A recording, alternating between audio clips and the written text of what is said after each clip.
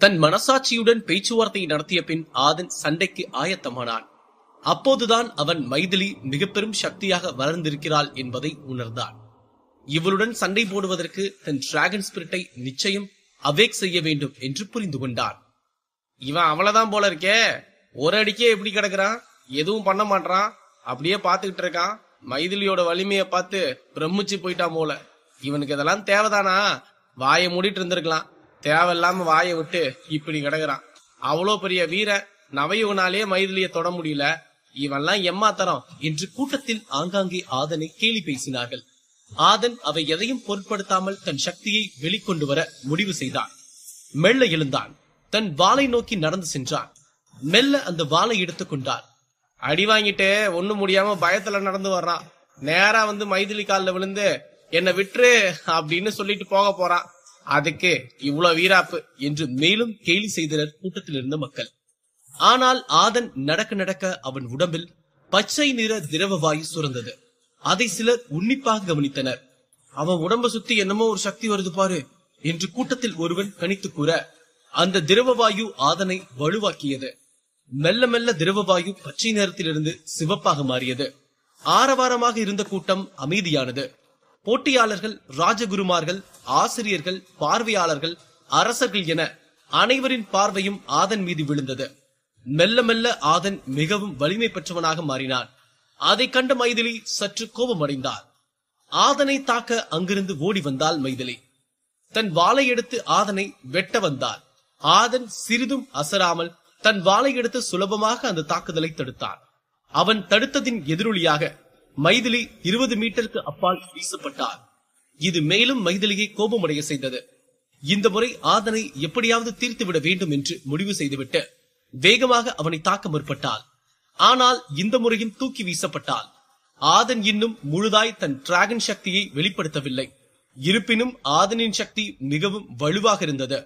ஆதனுடன் சண்டை போட மீண்டும் முன்னேறினாள் மைதிலி. அவளின் பிரம்மாண்ட பீனிக்ஸ் ஸ்பிரிட் ஆதனுக்கு ஒரு பெரிய பொருட்டாகவே தெரியவில்லை. இருவரும் மிக தீவிரமாக சண்டை போட்டனர். ஆதன் தன் முழு வலிமையையும் வெளிக்கொண்டு வர தயங்கினான். 1000 தான் இருந்தாலும் மைதிலி அவனின் முதல் காதலி என்பதால் அவளை தாக்குவதற்கு ஆதனுக்கு மனம் வரவில்லை. சிறுவயதில் இருவரும் சண்டை போட்டுள்ளார்கள். அப்போதெல்லாம் வேண்டுமென்றே தோர்த்துவிட்டு மைதிலியின் முகத்தில் புன்னகையை பார்த்துதான் மகிழ்ச்சி அடைந்து கொண்டிருந்தான்.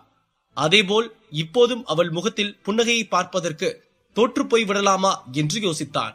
ஆனால் அவளுக்காக அவ்வளவு செய்தும் தன்னை ஒரு தூசி என காலில் மிதித்து தூக்கி எறிந்தது அவன் மனதில் மிகவும் ஆழமான பாதிப்புகளை உண்டு செய்திருந்தது.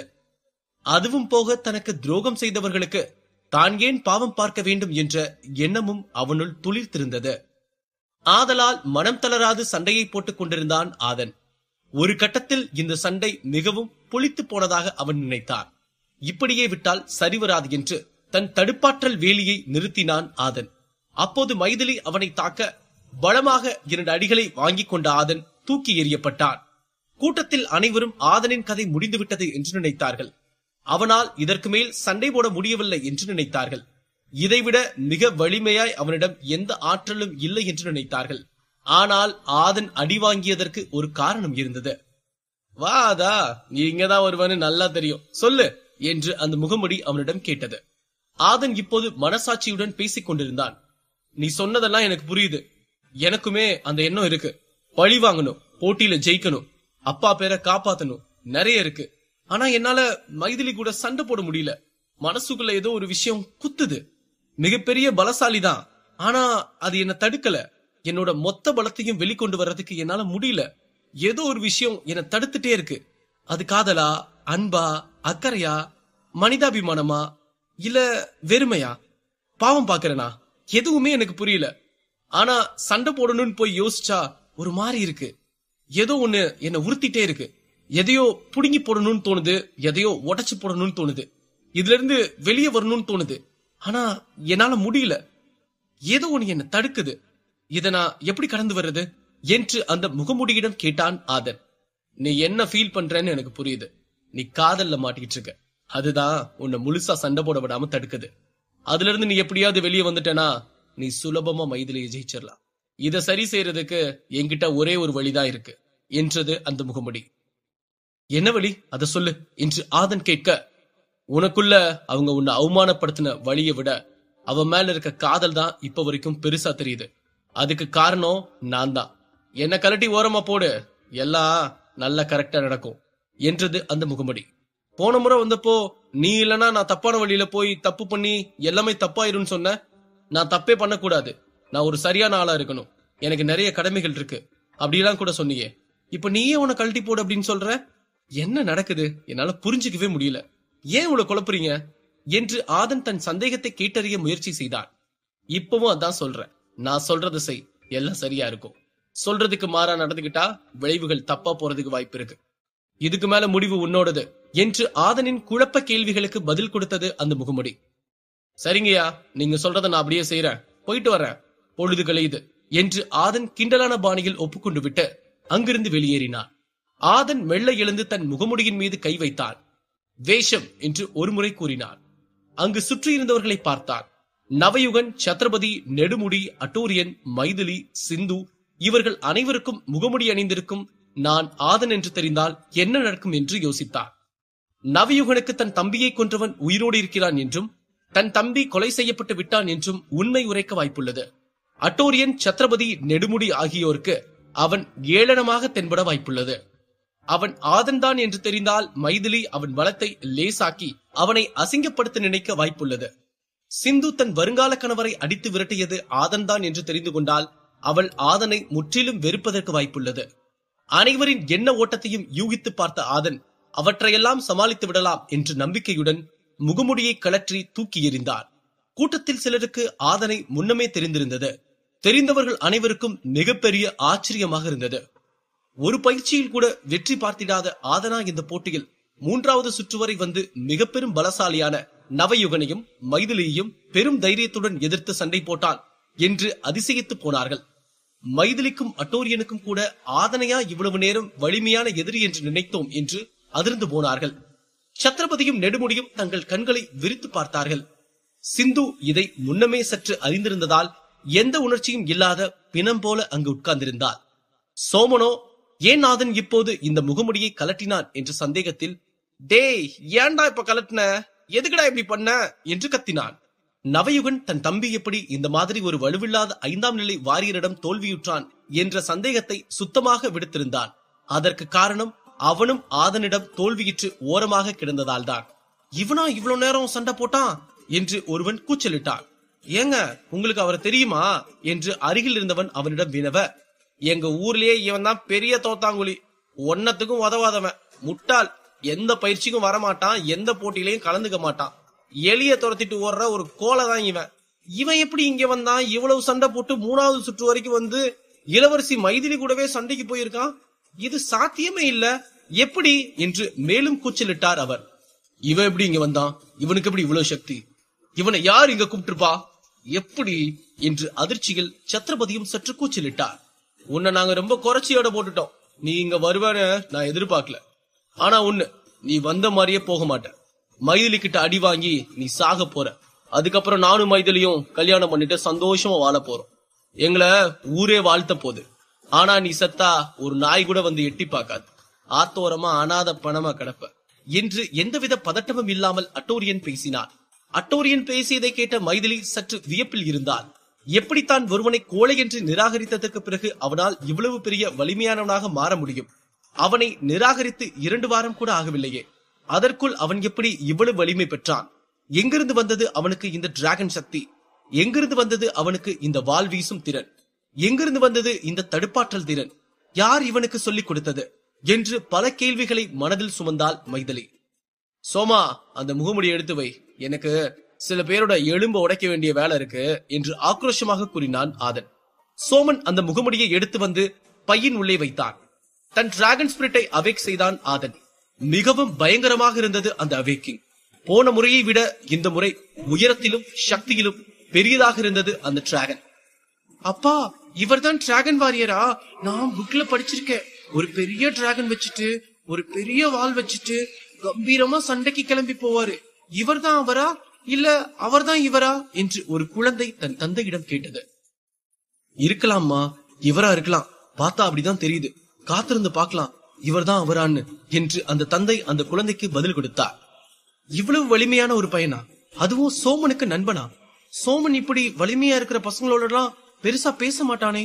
அவனே பேசினாலும் சோமனை யாரும் சேர்த்துக்க மாட்டாங்களே. யார் அந்த பையன்? ரொம்ப வித்தியாசமான கேரக்டரா இருக்கானே என்று நடப்பதை தூரத்திலிருந்து பார்த்து கொண்டிருந்த பூங்குழலி தனக்குத்தானே பேசிக் கொண்டாள். சிந்துவுக்கு ஆதன் மைதிலியை வென்று தன் கணவனை அசிங்கப்படுத்தியதற்கு பழிவாங்க வேண்டும் என்று ஆசைப்பட்டாள். ஆதனும் மைதிலியும் சண்டை செய்ய ஆயத்தமானார்கள். இருவரது வாளும் ஒன்றாய் மோத ஒரு பெரும் பூகம்பமே அங்கு வந்தது. வைக்கப்பட்டிருந்த நாற்காலிகள் பறந்தன, சிலர் தூக்கி வீசப்பட்டனர். அங்கு இருந்த பாறைகள் மோதிக்கொண்டதால் சிலருக்கு காயங்கள் ஏற்பட்டன. வைக்கப்பட்டிருந்த புத்துணர்ச்சி பானங்கள் வெடித்தது. பார்ப்போர் அனைவரும் வியந்தனர். இவ்வளவு வலிமையான இருவர் சண்டை போட்டால் என்ன நடக்கும் என்பதை நேரில் பலர் அன்றுதான் கண்டனர். சும்மா சொல்லக்கூடாது, நல்லாவே சண்டை போடுற மைதிலி. பீனிக்ஸ் இளவரசி, சால்வன் வம்சத்தோட மூத்த வாரிசு, சைகன் வம்சத்தோட வருங்கால மருமகள், அட்டோரியனோட மனைவி. இந்த பட்டத்தை எல்லாம் சுமக்கிற அளவுக்கு உங்ககிட்ட வலிமை இருக்கு. ஆனா இது பத்தாது என்று ஆதன் திமிராய் பேசினார். நான் யாரு, நான் எவ்வளவு பெரிய பலசாரிங்கிறது எனக்கும் என் கணவருக்கும் மக்களுக்கும் தெரியும். நீ யாரு, எவ்வளவு பெரிய கோலை அப்படிங்கறதும் மக்களுக்கும் தெரியும். நீ இங்க என் முன்னாடி இப்படி நிக்கிறதே தப்பு. ஆனா நீ என் முன்னாடி நிக்கிற அளவுக்கு வளர்ந்திருக்க, அதுக்கு என் பாராட்டுகள். ஆனா தப்ப என்னால மன்னிக்க முடியாது. இப்ப அதுக்கான விளைவு அனுபவிக்கத்தான் போற என்று திமிராய் பதில் கொடுத்தாள் மைதிலி. நீ ரொம்ப திமிரு பிடிச்ச பொண்ணு மைதிலி. அந்த திமிருதான் உன்கிட்ட முன்னாடி எனக்கு பிடிச்சது. அந்த திமிரை பயன்படுத்தி நீ பெரிய ஆளா வந்த. ஆனா இன்னைக்கு அதே திமிராலதான் நீ அழிய போற. என் அழகிய முன்னாள் காதலியே, அழிவை சந்திக்க தயாராரு என்று கேலி செய்தான் ஆதன். என்னது முன்னாள் காதலியா? அதனாலதான் இவ்வளவு நேரம் உறைஞ்சு போனானா? ஆடா பாவி, இது தெரியாம போச்சேடா. சரி, எப்படியும் நம்ம பையன்தான் ஜெயிப்பான், வந்ததுக்கு அப்புறம் அவனை கலாச்சிக்கலாம் என்று நினைத்துக் கொண்டிருந்தான் சோமன். நான் உன்னை என்னைக்குமே காதலிச்சதில்ல ஆதன். நீ ஒரு தோத்தாங்குழி, ஒன்னத்துக்கும் உதவாத முட்டாள். உன் மேல எனக்கு காதல் வரல, இனிமேலும் யாருக்கும் வராது. ஏன்னா இப்போ நீ என்கிட்ட அடி வாங்கியே சாக போற என்று சண்டைக்கு ஆயத்தமானாள் மைதிலி. உண்மையை அறிந்த மைதிலி இனி ஆதனை வெல்வாளா? சத்ரபதி ஆதனை சண்டையிட அனுமதிப்பாரா? தெரிந்து கொள்ள இணைந்திருங்கள் பாக்கெட் எஃப்எம் உடன்.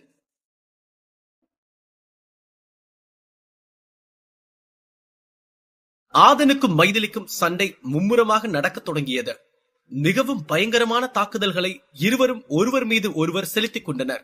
ஆதன் உயிருடன் இருக்கும் தன் மகளுக்கு எதிராக சண்டை போடுவதை பொறுத்துக் கொள்ள முடியாத சத்ரபதி, இந்த சண்டையை நிறுத்துங்க, இவன் ஒரு திருடன், ராஜ துரோகி, கடத்தல்காரன், இவன் கூட சண்டை போட்டா அது என் பொண்ணுக்கும் என் வம்சத்துக்கும் அசிங்கம் என்று எழுந்து கத்தினார் சத்ரபதி. தீவிரமாக சண்டை போட்டுக் கொண்டிருந்த மைதிலியும் ஆதனும் இந்த கத்தலை கேட்டு சண்டை போடுவதை நிறுத்தினார்கள். ஐயா வணக்கம், நீங்க என்ன சொல்றீங்கன்னு எங்களுக்கு புரியல, கொஞ்சம் விளக்கமா சொல்ல முடியுமா என்று நந்தமருவன் கேட்க, அவன் எங்க ஊருக்காரன் தான். ஒரு ரகசிய ராஜ துரோகம் பண்ணதால இவனை சிறையில் அடைச்சு வச்சிருந்தோம். அங்கிருந்து தப்பிச்சு நாங்க ரொம்ப நாளா பாதுகாத்து வச்சிருந்த குறிப்புகளையும் நாங்க கைப்பற்றி வச்சிருந்த கரிகாலனோட வாளையும் திருடிட்டு தப்பிச்சு போயிட்டான். அங்க இருந்து என்னோட மருமகனையும் கொன்னுட்டான். அது மட்டும் இல்லாம என்னோட 2வது பொண்ணு யாழினிய கடத்திட்டு ஊரை விட்டே போயிட்டான். அப்புறம் யாழினி சண்டை போட்டு அவங்கிட்ட இருந்து தப்பிச்சு வந்தா. அதனாலதான் சொல்றேன், இவன் இந்த போட்டியில இருந்து இப்பவே விலகணும். அதுவும் என் பொண்ணு மாதிரி புனித ஆத்மா இருக்க அதே மைதானத்துல அவன் இருக்க கூடாது என்று சத்ரபதி ஆதங்கம் கலந்த கோபத்துடன் பேசினார். யாரு திருடன், யாரு கடத்தல்காரன்? உங்களால முடிஞ்சா அந்த ரகசிய ராஜ துரோகம் என்னன்னு சொல்லுங்களேன் பாக்கலாம். சொல்ல முடியாது, நான் சொல்லவா? உங்க பொண்ணுக்கும் எனக்கும் இருந்த திருமண ஒப்பந்தத்தை மீறி அங்க நிக்கிறான் பாரு அட்டோரியன், அவனை கல்யாணம் பண்ணி கொடுக்க முடிவு பண்ணிட்டீங்க. அது எப்படி நீங்க பண்ணலான்னு கேட்டவன ஜெயில பிடிச்சு போட்டீங்க. அது மட்டும் இல்லாம என்ன கொலை பண்றதுக்கு திட்டம் வேற போட்டீங்க. தப்பிச்சு வெளியே வந்தவனுக்கு இப்போ திருட்டு பட்டம் கட்டுறீங்க. உங்க பொண்ண பத்திரமா வீட்டுக்கு அனுப்பி வச்சதே நான் தான். இந்த மைதிலி இன்னைக்கு பீனிக்ஸ் பறவை ஸ்பிரிட்டோட இங்க நிக்கிறான்னா அதுக்கு காரணமும் நான் தான். கொஞ்சம் கூட நன்றி உணர்ச்சி இல்லாம என்ன கொலை பண்ண பாத்தீங்க. உங்களை மீறி வெளியே வந்தா திருடன் துரோகின்னு சொல்வீங்களா என்று மிகவும் ஆவேசமாக கூச்சலிட்டான் ஆதன். இதெல்லாம் உன் பக்கம் நியாயம் நினைச்சிட்டு இருக்க, அதான் இல்ல. நீ ஒரு தோத்தாங்குழி. உன்ன மாதிரி ஒரு கோலைக்கு என்னோட பொண்ணை நான் எப்படி கல்யாணம் பண்ணி கொடுக்க முடியும்?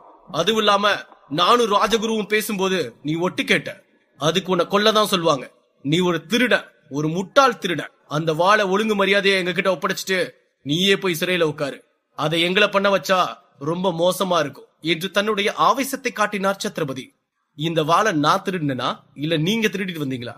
இந்த வாள்லயே யார் ஒருத்தன் டிராகன் ஸ்பிரிட் அவேக் செய்ய முடியுதோ அவன் தான் இந்த வாளுக்கு சொந்தக்காரன் எழுதியிருக்கு. உங்ககிட்ட டிராகன் ஸ்பிரிட் இருக்கா? உங்க கைக்கு எப்படி இந்த வாள் வந்துச்சு சொல்ல முடியுமா?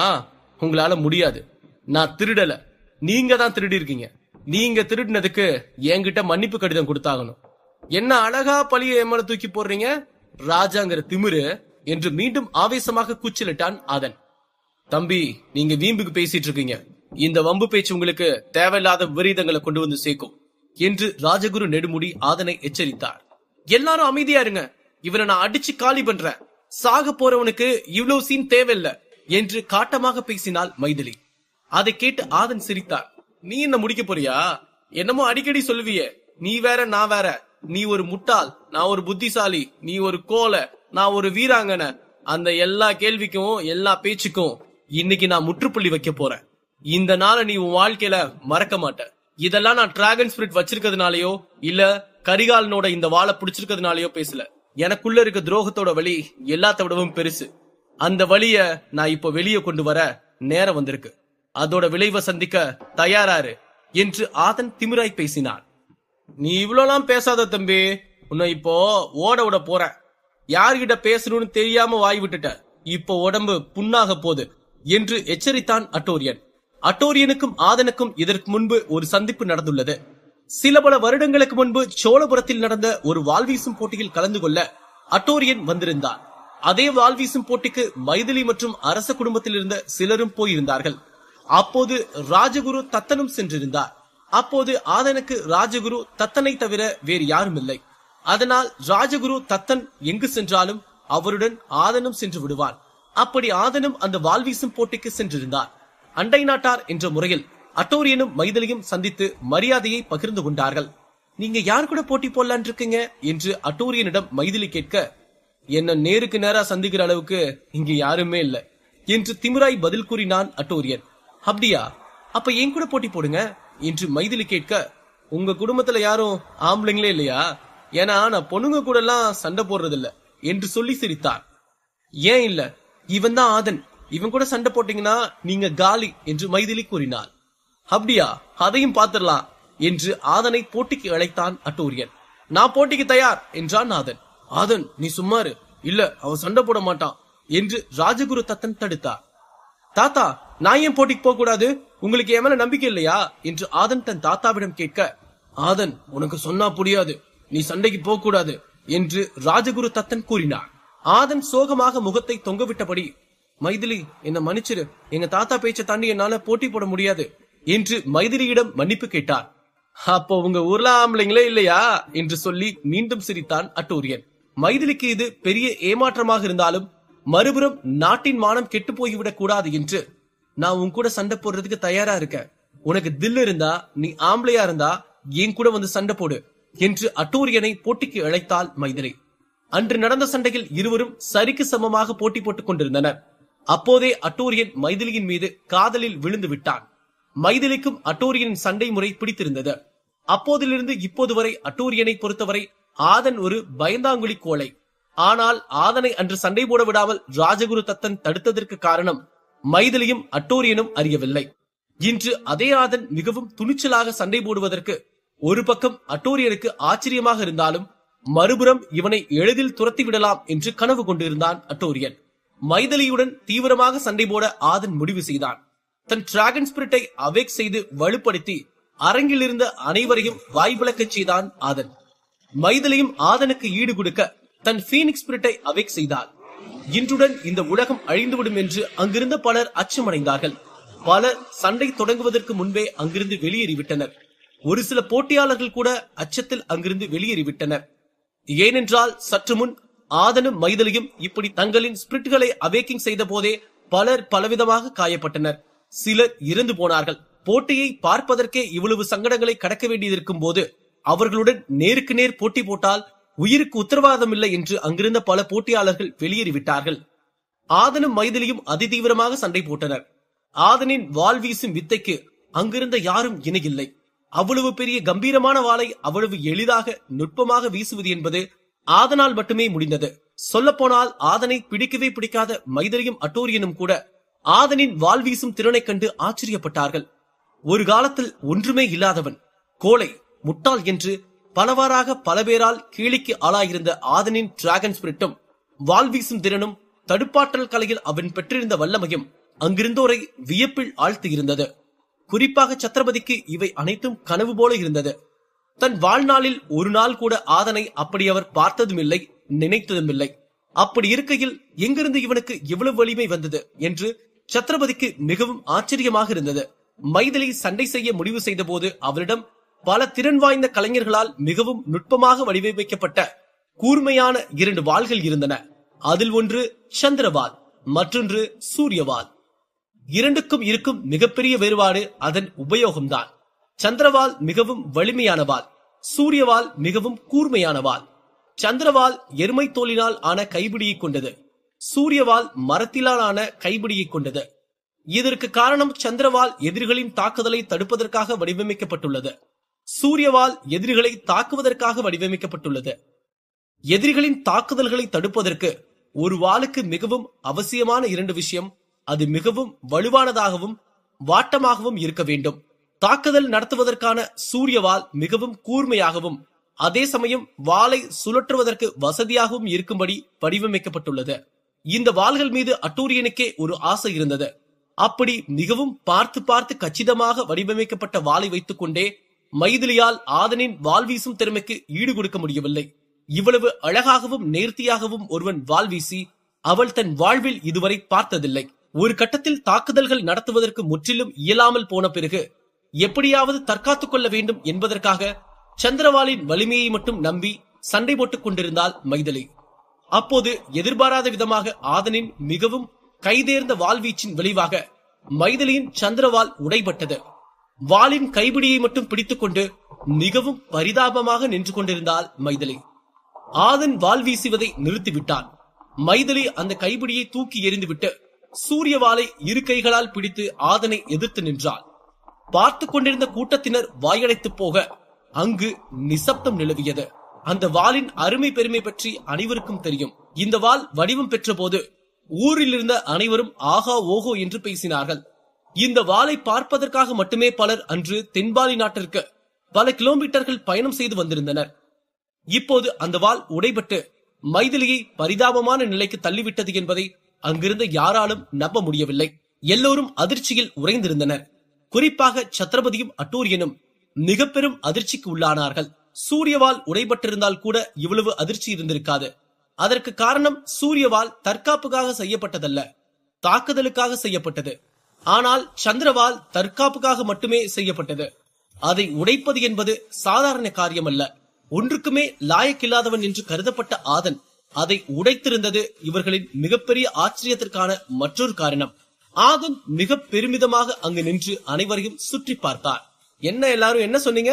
முட்டாள், கோல, பயந்தாங்குழி, எலி கூட பிடிக்கிறதுக்கு லாயக்கில்லாதவன், வேஸ்ட், மொக்க, எவ்வளவு கொச்சையா கேவலப்படுத்திருக்கீங்க என்னைய. ஆனா இவள ஐயோ அப்பான்னு தலையில தூக்கி வச்சு கொண்டாடுனீங்கல்ல. எல்லாரும் நல்லா பாருங்க, உங்க வருங்காலத்தை காப்பாத்த போற மகாராணி அழுகாத குறையா இங்க நின்னுட்டு இருக்கா.